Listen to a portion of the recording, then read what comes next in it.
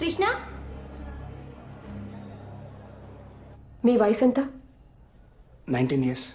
చదువుకునే వయసులో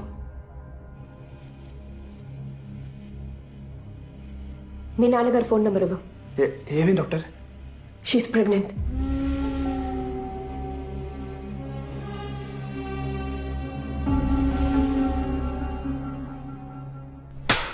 ఎంత పని చేసావరా?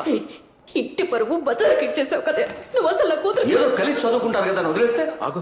దీనికోసమేనా వాడు ఊరి నుంచి డబ్బులు పంపి నిన్ను చదివిస్తుంది? రే, ఇది మీ అమ్మకి గనక తెలిస్తే నేను ఇప్పటికి చంపేసి ఉండేదిరా. ఇడియట్. ఊరుకో. అసలు నీకు బుద్ధి జ్ఞానం ఉందట? వాళ్ళ దరిద్రుడితో కలిసి తిరగకూడదని నీకు తెలీదా? ఎవరిని దరిద్రుడు అంటున్నారు మీరు? ముందు మీ అమ్మాయిని సరిగ్గా పెంచడం చేత కాక మా అబ్బాయిని తిట్టిపోస్తున్నారు. చూసావా ఆయన ఏం మాట్లాడేది నేనా మీరా? ఉంటుందా? మాట జాగ్రత్తగా రానివ్వండి. ఏం సార్ మాట్లాడేది? ఏం జాగ్రత్తగా మాట్లాడేది? ఊరు నుంచి పిల్లల్ని చదువుకోవడానికి పంపిస్తే ఈ గతి పట్టించారు. ఇదే మా ఊరైతే ఇంకోలా ఉండేది. ఏం పీకుతావయ్యా? ఎక్కువ మాట్లాడుతున్నాడు. ఏం మాట్లాడతావయ్యా? వయసు దగ్గర మాట్లాడాలి. ఊరుకోవా? ఏం చేస్తున్నావు తెలుసా?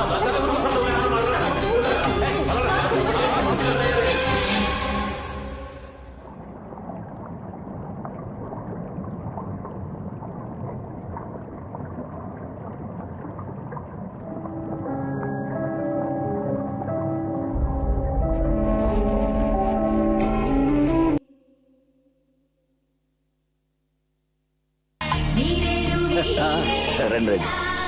ఏం సార్ మీ ఇంట్లో జరిగే మొదటి శుభకార్యం సింపుల్ గా గుళ్ళో కానిచ్చేస్తున్నారు? బాగా డబ్బు ఖర్చు పెట్టి పెళ్లి చేస్తే మాత్రం ఏంటండి ఉపయోగం? ఆ డబ్బుతోనే వాళ్ళకు ఫ్లాట్ తీసుకున్నారు. అది కూడా రెడీ అయింది. ఓ, అయితే అందరూ షిఫ్ట్ అవుతున్నారనమాట. లేదండి, కొత్త కాపురం కొన్నాళ్ళు ఇద్దరిని ఒంటరిగా ఉండనిద్దాం. కనీసం గృహప్రవేశానికన్నా పిలుస్తారా లేదా? ఊరుకోండి సార్, దానికి ఓ లిటిగేషన్ ఉంది. నాకేం తెలుసు?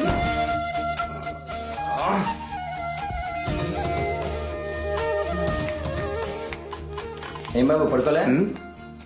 దానికే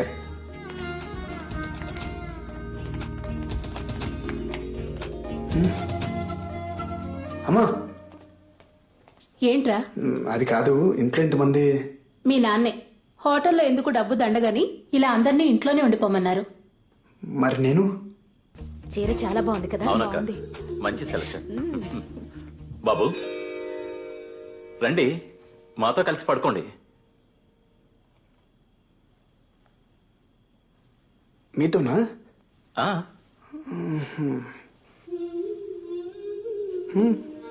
అబ్బా,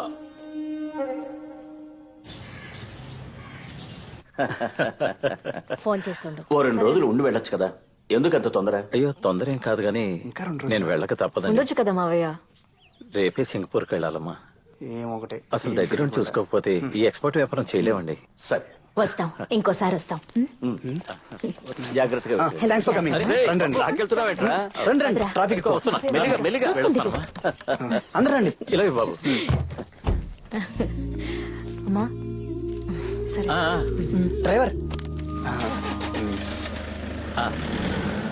ఎంతమందా?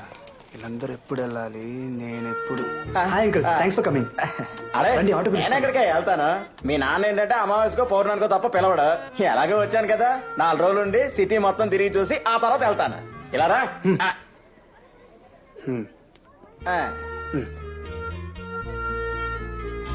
కృష్ణ నానా రారా. ఇదిగో, ఏనా ఇది? నీకు తులసికి honeymoon tickets, hotel, flight details అన్ని అందులో ఉన్నాయి. వెళ్ళి ఓ 4 రోజులు సంతోషంగా గడిపండి. 4 రోజులా?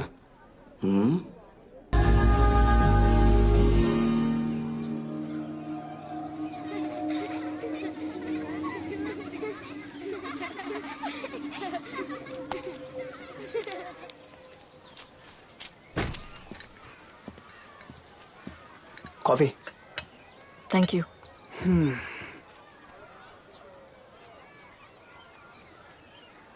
ఏమైంది నీకు? ఏమైంది? నువ్వు హ్యాపీగా లేవు. ఎవరు చెప్పారు? ఎవరు చెప్పాలి? నీ మొహం చూస్తే తెలిసిపోద్ది. ఏదో మొక్కుబడిగా పెళ్లి చేసుకున్నావు అంతే. అలా ఏం కాదు.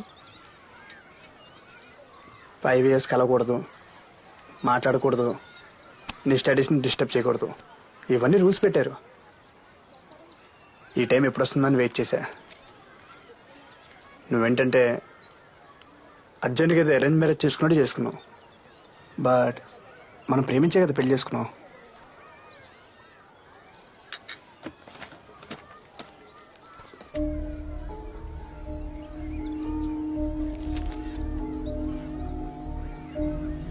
నువ్వు అన్నీ మర్చిపోగలవేమో గాని నేను మర్చిపోలేను.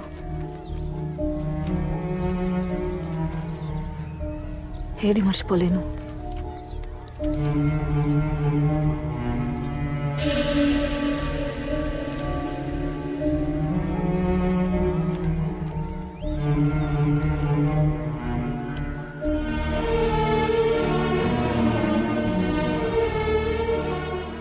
మనకిప్పటికీ ఓ పాపో బాబు ఉండేవాళ్ళు.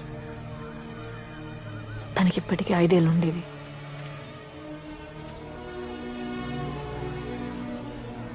ఆ మొహాన్ని నేను చూడకుండానే అంత అయిపోయింది.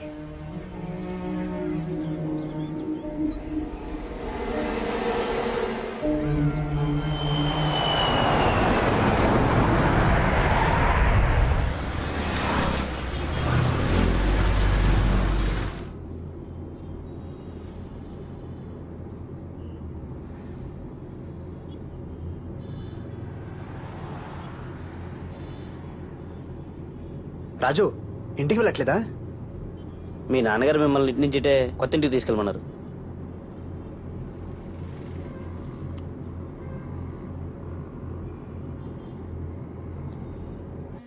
Just minute.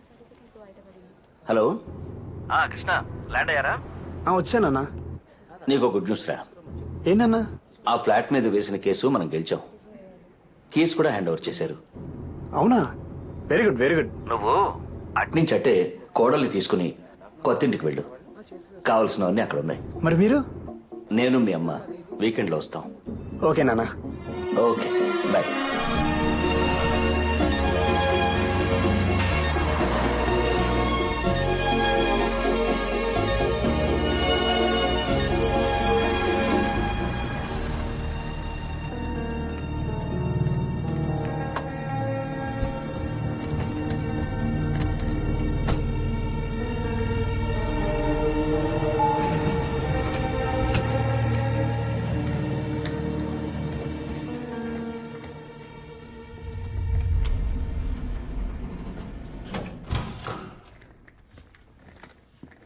మొత్తం ఫర్నిష్ చేశారు.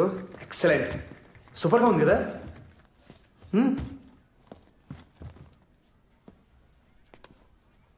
పాపం మా నాన్నే కొంచెం కొంచెం సేవింగ్ చేసి మన కోసం ఈ ఫ్లాట్ ఉన్నారు.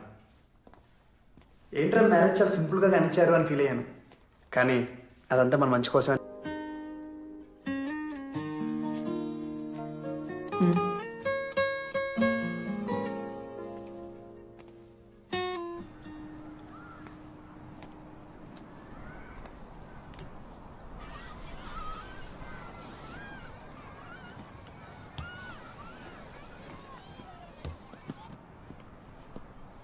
అబ్బా, వ్యూ చాలా బాగుంది కదా.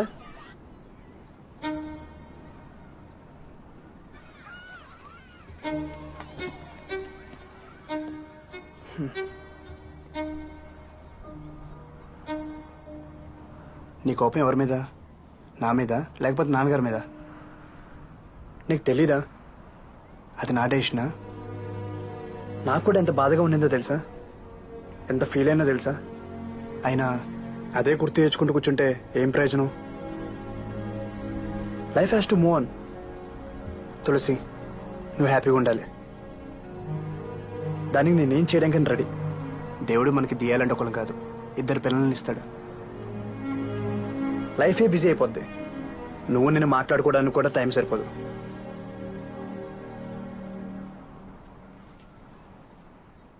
ఇది మన టైం. దీన్ని వేస్ట్ చేయడానికి నేను రెడీగా లేను.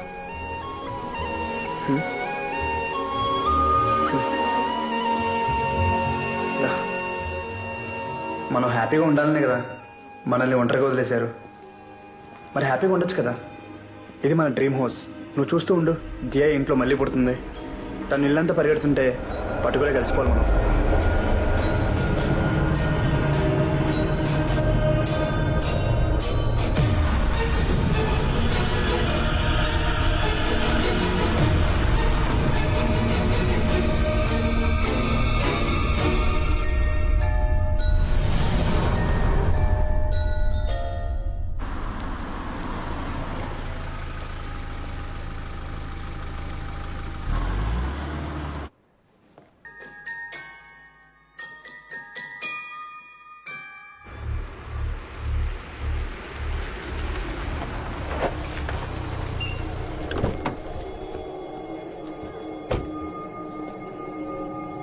తమ్ముడు వెళ్ళి మీ నాన్నతో చెప్పు మూర్తి బెయిల్ మీద వచ్చాడని చెప్పు.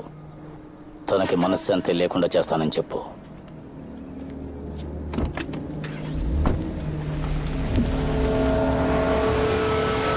వాడి సైట్కి బిల్డర్ అనుకున్న ప్రకారం డబ్బులు ఇచ్చేసాం. ఈలోగా ల్యాండ్ వాల్యూ పెరిగింది, కన్స్ట్రక్షన్ కాస్ట్ ఎక్కువైంది. ఇంకో 25 లక్షలు ఇస్తేనే రిజిస్ట్రేషన్ చేస్తానని బెదిరించాడు. ఎంత రిక్వెస్ట్ చేసినా వినలేదు. అందుకే పోలీస్ కంప్లైంట్ ఇచ్చి కేసు వేశాను. నువ్వేం కంగారు పడకు.